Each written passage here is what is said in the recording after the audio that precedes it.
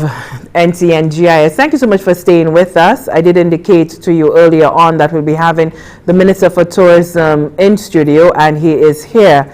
But before we begin our conversation with him, we will replay for you that statement from the Chief Medical Officer, Dr. Sharon Belmont-George, on the status of the quarantine happening in the north of the island. And after that, we will be chatting with the Minister for Tourism, Honorable Dominic Fedee. Dr. Sharon Belmont-George, Chief Medical Officer, Ministry of Health and Wellness. As of March 21st, 2020, St. Lucia has a total of 2 confirmed cases. The results received on Friday, March 20, 2020, for 11 patients were all negative. On Friday, March 20th, 2020, 95 nationals from Martinique arrived into St. Lucia. Their arrival was coordinated with Consul General Ms. Joanna Sultan, who is presently in Martinique. All of the passengers were briefed from Martinique. As a result, 40 passengers opted to remain in Martinique to avoid being quarantined. On their arrival at the ports, they were transported to the quarantine site at the Rodney Bay Public Health Facility.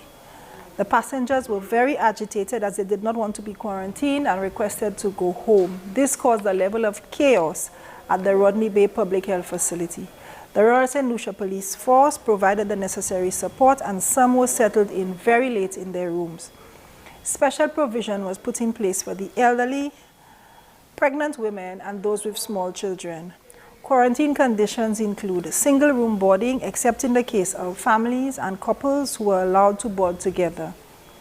Quarantine is necessary for persons who are well who may have been exposed to a communicable disease. It applies to people who may or may not become sick. It restricts the movement of healthy people who may develop a disease after possible exposure to an infectious agent. It requires people to stay in a designated location for a specific period of time. Active monitoring, including temperature checks and checking for respiratory symptoms, is done. Quarantine centers have been set up using various hotels to facilitate the large numbers of returning nationals and any non-nationals who may arrive of a location of concern. All persons in quarantine are provided with breakfast, lunch, and dinner.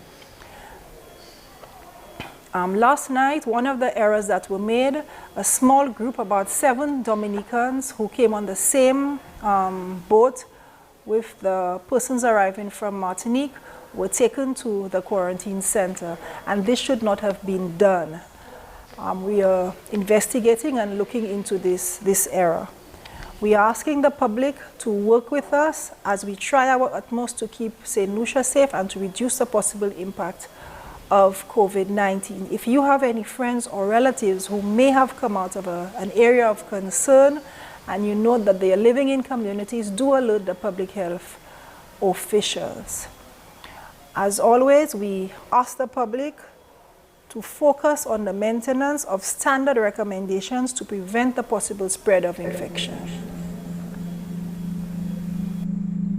The statement there from the Chief Medical Officer, Sharon Belmont-George.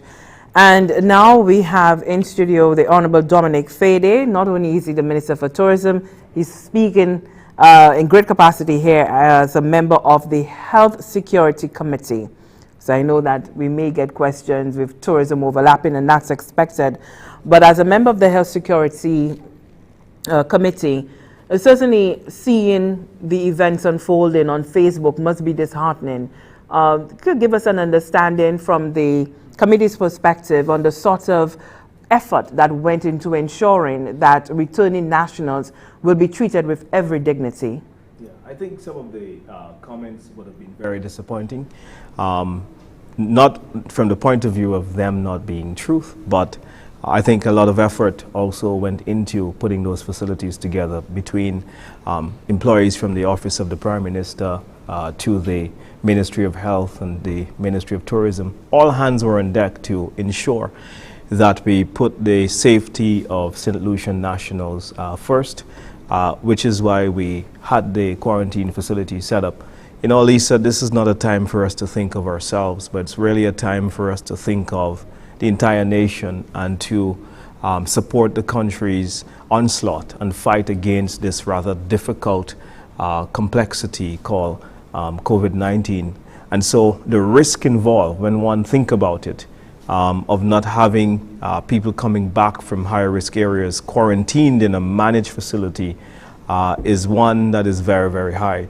And so we have to do everything together to work and to avert that risk from taking place. And so I want to join the CMO in making sure that we call for the cooperation of everyone. And so on Facebook, seeing the gentleman that's jumping over the fence of the hotel was disheartening. And not just a fence, Minister, an entire wall. Yes, we saw that. I know the Minister of National Security will be making a statement on this to hammer home the severity of the crime. He's violated an offense. And, well, it is an offense that he has violated the law. And that really is very disheartening at this time as we try our best to contain any further transmission of this.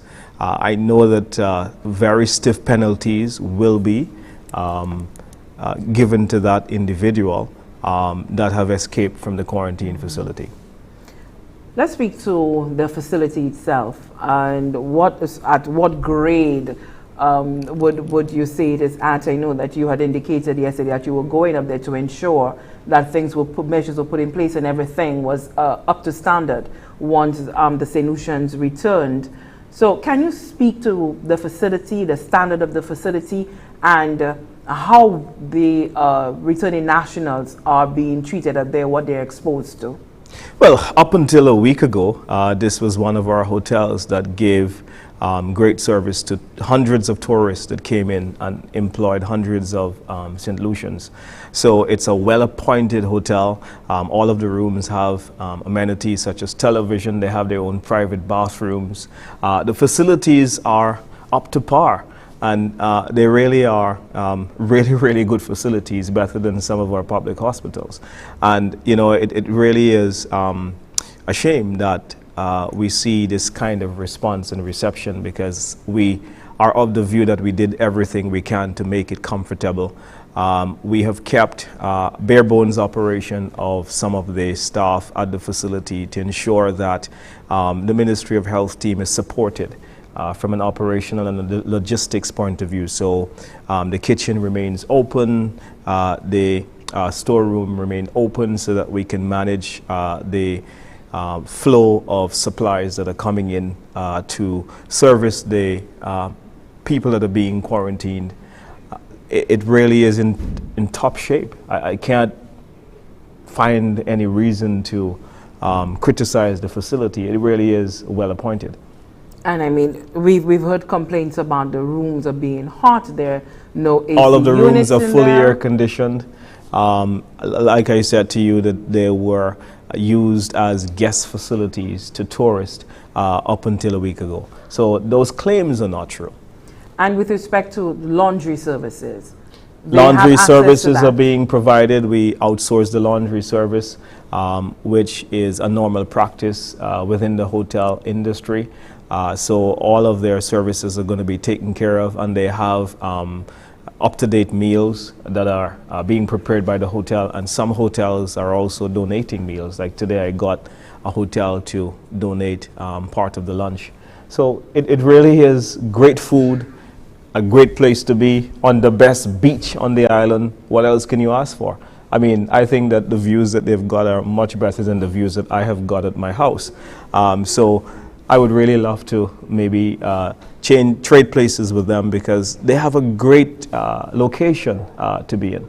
Is there any cost attached to the returning nationals? Because especially for the absolutely meals no cost. Everything is being taken care of by the government of St. Lucia. Even their transportation from the dock to the facility is being taken care of by the government of St. Lucia. All they need to do is to work with our health teams while they're there. My understanding is that the health people would like to ensure that they do monitoring, to ensure that their temperatures are the right levels, and to ensure that they are doing okay and they weren't a victim of transmission while they were in Martinique, which is an area of much concern to our health authorities. All right. Let's talk about the broader assistance that we're getting from the region? We know that Cuba had indicated that it is willing and ready to provide assistance to us. How are we engaging the Cuban government? Yeah. Well, what I do know is that I think that sometime next week we will have, I think, about 128 Cuban medical professionals that are coming to help. We are dealing with the transitioning of the hospital, but in addition to that as well, our fight against COVID-19. So we at the Ministry of Tourism, we're working with the Ministry of Health to, we've already organized an entire hotel facility so that we will house the Cuban medical practitioners that are coming to assist. But as well, we are working to get flights to get them in. So I think we have shopped around, and there are two options to charter flights from Havana straight to St. Lucia is going to be the treatment that we will appoint to this. Okay. Let's talk a bit about the sort of the level from the tourism sector, because I think that's an interest there online. Let's just get to it very quickly. How are you mentioned that we had 2 facilities that had already been dedicated, but now you're mentioning, from what I understood from what you just said, that there are additional hotels that have offered themselves as facilities. So Correct. how many more are we looking at? All right, so we have the 2 quarantine facilities that are confirmed. The second one will be opened on Wednesday, following what I believe is a very successful opening of the facility yesterday. We got supplies that were donated from Massey, for example.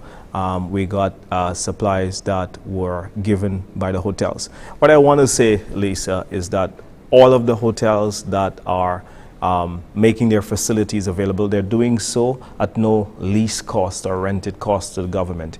All they're asking us to do is to cover the basic operating costs like utilities and the bare bones staff that are going to be part of the facility. So what we're seeing is a very strong sense of corporate social responsibility, not just from the hotels, but from the private sector as well, to assist in our fight in this rather difficult time. And so this really is an example set by corporates in Lucia to for all of us to come together, to collaborate, and to do our best to ensure that we are holding hands and together fighting what is one of the most difficult health crises we're dealing with in history.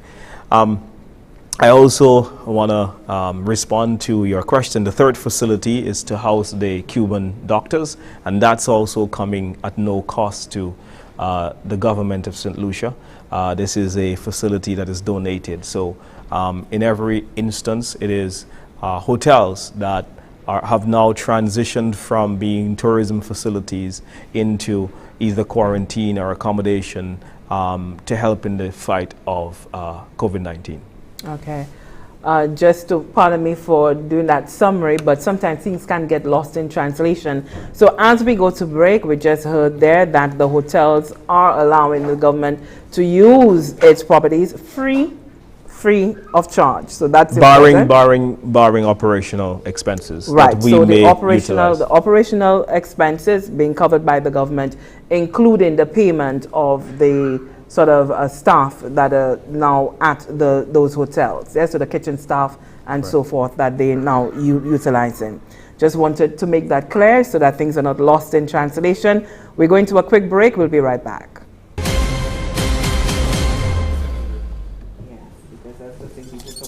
Wash your hands, wash them right.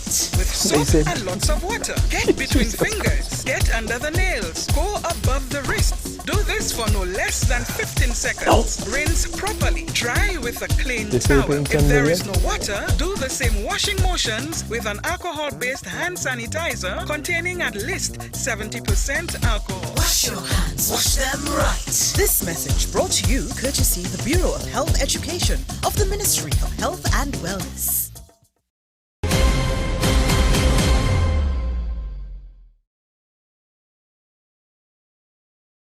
Minister Fedee, the question very often asked or discussed on social media platforms is why used hotels? Why? So why? Because Well, I mean, we are stretched at our health facilities right now. I mean, when we look at the amount of people that we need to repatriate, especially in the first instance, the numbers are in the hundreds. And to overwhelm our health facilities, I think there are just over 100 beds at VH. And then you've got your normal medical sector, which needs to deal with other issues apart from COVID-19. And so they are stretched, and we think that hotels, at this time, we are lucky that they have been inoperable because of the economic situation that resulted from COVID-19, thus making them available. Now, by making them available, we think that they're the best logistic opportunity that we've got to make them equipped and designed very quickly for the operation of these kinds of facilities. I mean, they've got beds. Some of the beds, the bathrooms are right bathrooms in there. are there. They're great facilities. Really, really, it's a God bless. All right. Let's look at, you spoke earlier about the corporate St. Lucia coming together at this time, not just only corporate St. Lucia, but speak to some of the organizations that may be wanting to partner with the government and seeing how we can weather this storm. Well, I think I see, statements from the clergy and the religious community which are in full compliance with everything that we're trying to do. The private sector at this time, they have sort of relinquished any quest for profits and prioritized the health situation which is upon us at this time. So we're seeing a heightened level of patriotism from the country across the spectrum, which really does help and really is a source of inspiration for us as we deal with this issue. Almost everyone we call on, there's just a general sense of willingness and a general sense of, yes, let's do this together, which is very good. One of the issues that I believe that continues to afflict us in this time is the issue of misinformation. And I want to take this opportunity to ask your listeners to really listen to official sources, listen to the CMO, listen to the Ministry of Health and their advisories. The onslaught of misinformation on Facebook, it's causing more panic, it's causing people to be afraid unnecessarily. I mean, the amount of calls I received last night about the facility, it really is wrong. The circulation of this video which went around was really harmful to the whole situation, because I believe it was a very successful opening of the facility. Everything was prepared, everything was ready.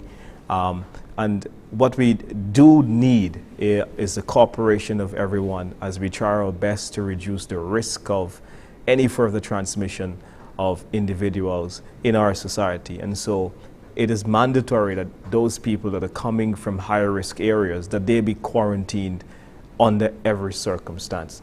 I don't think we have a choice. The whole issue of being quarantined could be a frightening proposition to some people, but it is absolutely critical as we respond to this crucial health crisis. We do have a question coming from the platform wanting to know, why is the government still allowing St. Lucians who are in those high-risk areas to still come home? Well, they are nationals, and I think by international law we're obligated to ensure that our citizens are returning home whenever they can. The thing is that we are prepared. We've got the quarantine facilities ready to ensure that they are managed and the proper medical attention is given to them within the quarantine time of 14 days to deal with the issues as they arise medically. So we don't have a choice. We will see as the world closes its borders that you will have an influx of people trying to get to their respective countries of origin, but we believe you will see a tremendous reduction as the fight goes on.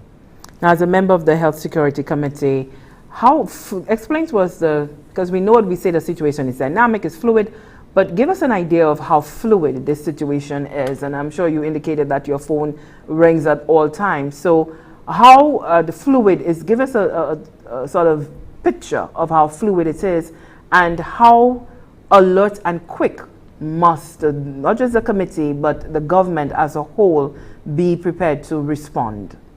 Well, I think what's important now is to anticipate challenges and make sure you proactively solve them. But this is real fluid. I mean, I made the point yesterday that in the case of tourism, there was one hotel that was optimistic about its bookings and its forward pace. And when I called in 24 hours, they said, there's no way we're going to remain open because what I said to you yesterday doesn't obtain today. It's just changing really fast from travel advisories to countries closing their borders to a spread of the epidemic in certain countries to having to look at the facility for quarantining to making arrangements to get the medical support from friendly governments. It's a wide cross-section of issues that you've got to deal with, and the range of challenges that will come up from time to time is something that no one can predict. It's unpredictable. There's a lot of concern about whether the hotel community as a whole, and talking about the employers themselves, that they have absolute sincere concern for the plight of the workers. And so people have been discussing it on the platforms, whether there is going to be that genuine demonstration in them being able to meet the obligations to their workers. Have you, in your discussions, can you give us an idea as to how the hoteliers themselves, how much of a concern is the plight of the workers to them? Well, the financial situation of hotels will vary from hotel to hotel, and so the treatment of this is going to vary as well. What I can tell you is that there are at least 2 hotels that are considering some kind of stimulus package for their employees. And then there are a couple more that has said, well, what we are going to do is we will reduce the level of pay. And then another hotel has indicated that they are going to perhaps give less hours. But it really is a difficult time that when occupancy moves from 80% to 0 for a hotel with no revenue to keep outlaying money for payroll, which really is one of the biggest costs that hotels are confronted with operationally. And so what has to happen is we have to understand the plight of businesses, but we also have to be sympathetic to the plight of the staff. There's one hotel that knows that they will be taking a hit in the month of April based on their projected bookings. They are almost at 0% occupancy, but yet they have decided to pay the employees for the entire month of April. And we see this level of goodwill from hotels in ensuring that the staff are taken care of. There has been no short of lobbying from the part of the SLHTA to even private independent hotels in ensuring that they lobby the government and engage in very aggressive discussion as it pertains to the welfare of workers over the next 3 to 6 months. Because no one knows when this will come to an end. No one knows when the world will recover from this. And even when we recover, Lisa, there are still the issues of airline routes and how long they're going to take to get back and how long will the market take to come back. Those are all issues. The spending power and the income of the people that we are relying on for customers in developed markets like the UK and the US are also impacted. And so how long will their financial situation come back around?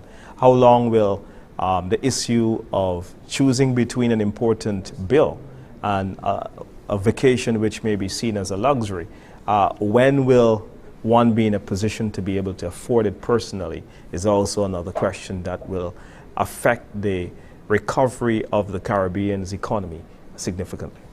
All right, when we come back on the other side of the break, we'll talk about the idea of having all eggs in the tourism basket. We'll talk about that on the other side of the break. Sure.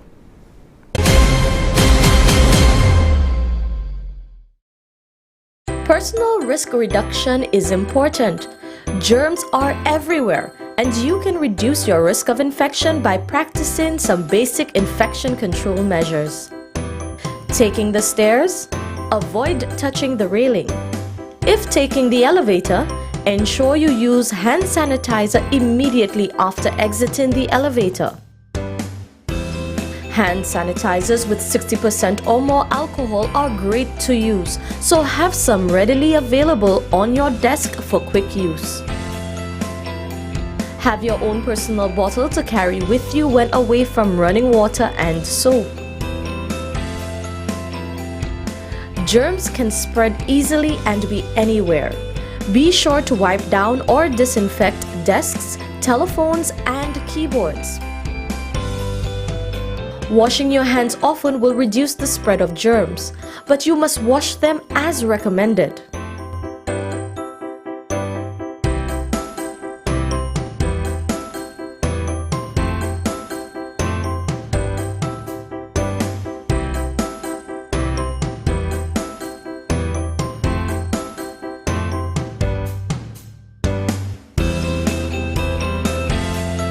Masks and gloves serve a purpose and provide protection when used in the recommended settings and when used correctly.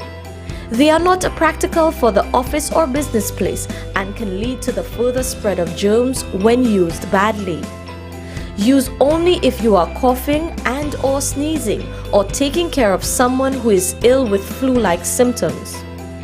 For more information, call the Ministry of Health and Wellness at 468-5347, 468-5349, or 468-5350.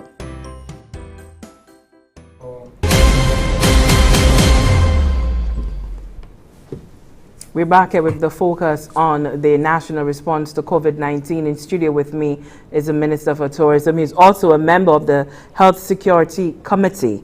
And so we've been having a sort of wide-ranging discussion there on those two important areas. Before we went to break, I asked about the idea of the all eggs in that one tourism basket, because now the general thinking, perhaps a consensus, is that we can't afford to continue to have the St. Lucian economy solely driven or majority driven by tourism. Your response? Well, my response is it's always ideal if you have a diversified situation, but I think that the islands of the Caribbean, St. Lucia no exception, are really victims of the circumstance of being small countries. And with small island developing states, what you will find is that the options are really, very little available to you. There are very few industries that you can compete with globally in an open market without preferences. And as globalization continues to be the order of the world, it is going to be extremely difficult for us to do much else. I know that there is a romanticization about agriculture and so on, but when we look at it, it is very difficult to compete in a lot of the different crop offerings. And at the moment, tourism is what pays the bills, and it is what pays our future as well. I've heard the suggestion that tourism is fickle, but so is agriculture. So are a lot of other things. I mean, the financial industry at this moment is very fickle as well. We see the sliding performance of the stock market and the uncertainty about its future, and the successive days of just sheer, onslaught and catastrophe and devastation shows you how fickle the world economy is, and how, crisis situations like these, they really are no respecter of industries or sectors. Because if COVID has shown anything, it's sort of that interdependency, how things are so intricately intermixed that you really can't separate any one industry from another, because again, they are dependent on each other. And tourism is one where it really, its tentacles are out to all other sectors. Absolutely. I don't think that there's another industry that can really generate as much revenue and employment as tourism can, because it really, really does outstretch to all but other I think more factors. importantly, it's a question of competitiveness and what else can you compete in globally without having a special tariff arrangement, as we did back in the days when bananas Some may was tell you king. manufacturing. Well, it's there to be done. Why don't we do it? But with small countries where energy cost is very high, the cost of labor in comparison to some of the manufacturing hubs that we know, and with very little monies in innovation and in our ability to have advanced technology. And having to import that technology it really and import is, raw material. It really is difficult for small states. I've never seen a country our size with our own set of challenges do actually have a thriving manufacturing industry. I don't think that one exists. And so you're not going to compare yourself with China, Brazil, and India. Those are different economies, different countries with a different set of advantages. So we don't know how long this thing will last, and of course that's another conversation that's happening globally. But we need to have a plan that will at least take us through to the foreseeable future, whether it's 6 months or short span of time. Everyone is crying for stimulus package. There's been the sort of hue and cry that not much has been said on that front by the government. What can you tell us about a possible stimulus package, and is one coming? Well, before we go to the stimulus package, I think you raised an issue about how vulnerable we are, that we need to have a plan, but there is great uncertainty about when it will last, when it will come to an end, when will the world and its travel and its borders will be open, when will trade go back to normal. Those questions are still very, very uncertain. We've been trying to be proactive. I must commend the leadership of our Prime Minister in looking at a various set of scenarios. He took the Cabinet and the Ministry of Finance. He quickly formed a finance committee with great advice from the private sector, the banks, and he brought everyone together to see how best we can plan for this situation economically.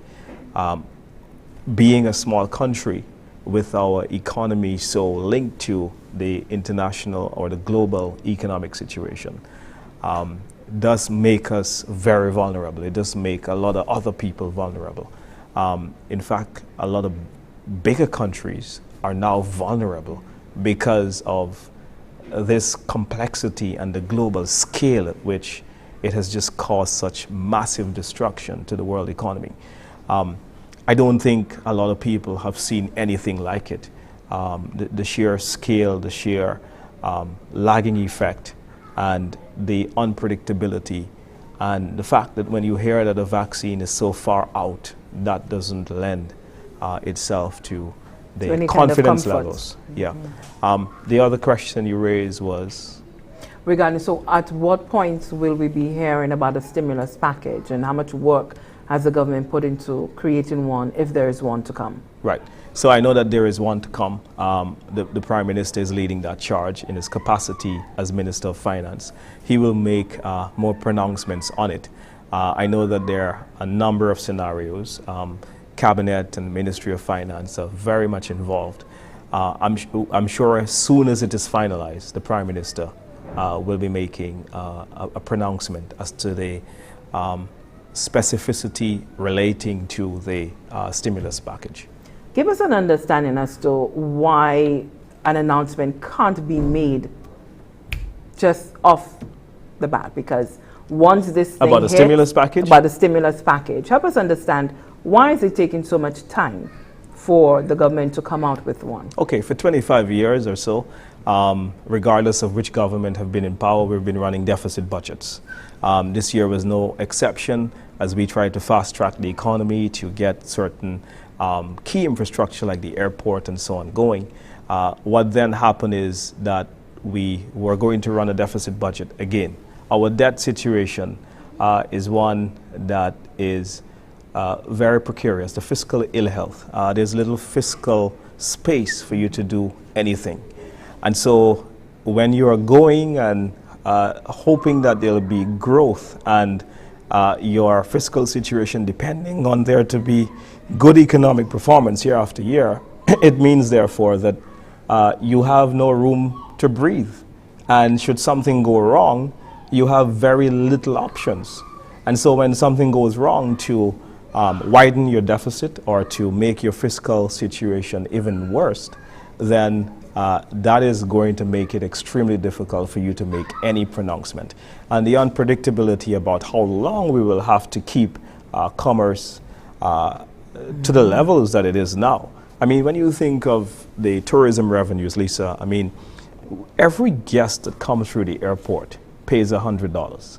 Then they pay about an average of about $3,000 for vacation packages, which gives you about 10% VAT that they pay on the room sales. So that's $300 and $400 just on the room and the airport tax. And then if we went down to their consumption, buying the VAT they pay on wines, the VAT they pay on food supplies at that hotel, and all the other things that they consume while at that hotel, you can add another $50 to $60 onto the government revenue alone. So when your hotel occupancies go from 400, when your arrivals go from 400,000 to 0, you have a huge problem. Yes, absolutely. And so this is the problem that we face now. The reliance on tourism is so huge. And then as well, think of the manufacturing sector and their sales to hotels that are going to dry up. Think of the services sector and their sales to the hotels, and that's going to dry up. Think of the farmers, and that's going to dry up. The jobs, the PAYE that you take from the hotel industry in terms of taxes. Think of the impact that this is going to have on Social Security, that there's no money coming in to the NIC because of the fact that hotels are not operational. Think of the revenues of Lucia and Wasco. It's all going to be devastated as a result of what we've got. And so now this problem is bigger than we can imagine. It is an economic catastrophe. And we've got to really put our shoulders to the wheel, hold our hands together, and build a very strong coalition among churches, the civil society, government, private sector, and we need a bipartisan approach, which is what the Prime Minister has been trying to effect in this case. All right. We want to say thank you very much then, Minister, for coming on by. We know that your plate is definitely full, but you made the time to come on in and at least to have our St. Lucians, both here and abroad, to hear directly from you as to what the situation is and how the government has its hands on the issues. We have been keeping watch on the national response to COVID-19. I'm Lisa Joseph. Thank you so much for tuning in.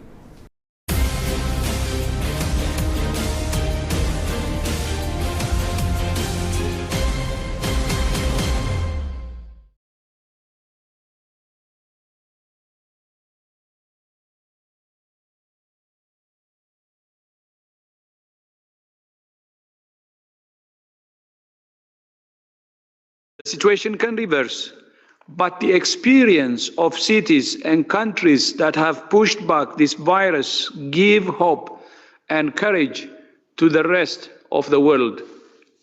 Every day, we are learning more about this virus and the disease it causes.